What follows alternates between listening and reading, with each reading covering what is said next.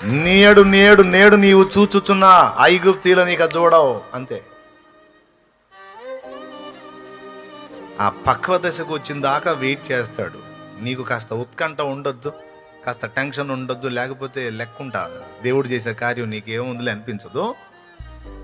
అందుకే కొద్దిగా ఉత్కంఠ ఉంటుంది అన్నమాట. అంతా వచ్చి మీద పడ్డట్టే టెన్షన్ వద్దాడా అన్నా, అయిపోయింది అయిపోయింది అయిపోయింది, ఏం చేయాలి ఏం చేయాలి ఏం చేయాలి, ఏమీ కాదంటాడు దేవుడు. ఆయన అంటుంటాడు, నీకు వినపడదులే, కొంచెం ఉత్కంఠగా ఉంటుంది.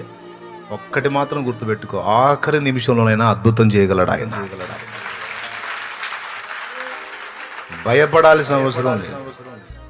ఎందుకంటే ప్రతి ఆలస్యం ఒక అద్భుతాన్ని నీకు చూపిస్తుంది నమ్మితే.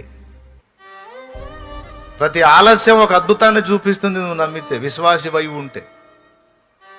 ఊరకనే నిలుచుండి చూడు దేవుడు చేసే కార్యం అని.